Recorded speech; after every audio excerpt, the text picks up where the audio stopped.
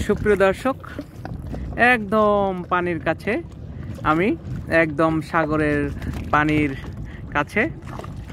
এই যে দেখতে পাচ্ছেন আমার পাশেই পানির শব্দ, যে পানির শব্দ এখানে এসে বাড়ি খাচ্ছে।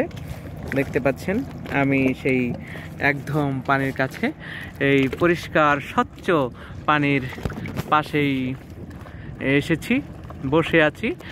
সামনে ঈগল ভাস্কর্য এবং তার পিছনে আর রহমা মসজিদ, বিখ্যাত এই আর রহমা মসজিদ, যে সমুদ্রের উপরে নির্মিত এই আর রহমা মসজিদ, বিখ্যাত এই আর রহমা মসজিদ।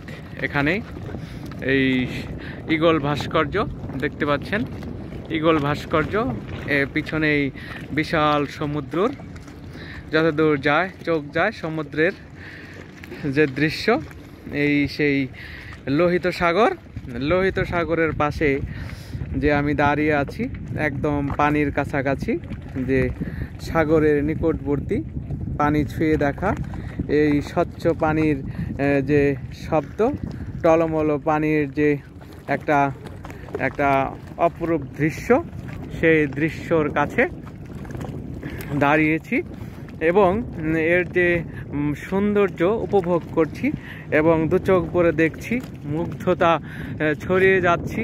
এই যে সৌন্দর্য এবং এর যে ভালো লাগা, এই ভালো লাগার যে দৃশ্য আমি ধারণ করছি, এগুলো অবশ্য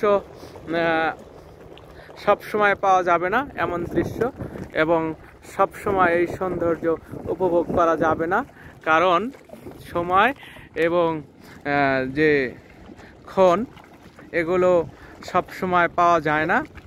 যার কারণে এই সময়টা কাজে লাগাতে এসেছি, এই সুন্দরের কাছে এসেছি, সৌন্দর্য উপভোগ করতে এসেছি। আপনারা দেখতে পাচ্ছেন সেই ঈগল ভাস্কর্যের নিচেই আমি দাঁড়িয়ে আছি।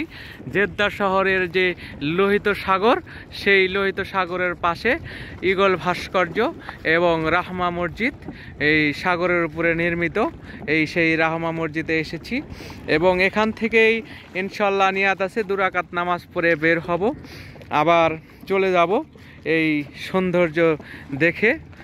দেখতে পাচ্ছেন এই সাগর এবং এই সাগরের পানির যে দৃশ্য, এই পানির যে শব্দ, এই তীরে এসে পানির যে ঢেউয়ের শব্দ এখানে হচ্ছে, এবং এর যে সৌন্দর্য সবচেয়ে মুগ্ধ করে হলো স্বচ্ছ পানি, সাগরের এরকম স্বচ্ছ পানি এবং টলটলে পরিষ্কার পানি আমার আগে কখনো দেখা হয়নি। আমার এটাই প্রথম, এই স্বচ্ছ পানির যে মুগ্ধতা, স্বচ্ছ পানির সৌন্দর্য এবং এই স্বচ্ছ পানির যে একটা সাগর আমি এই প্রথম দেখলাম এবং আপনাদেরকে আমি শেয়ার করার চেষ্টা করলাম।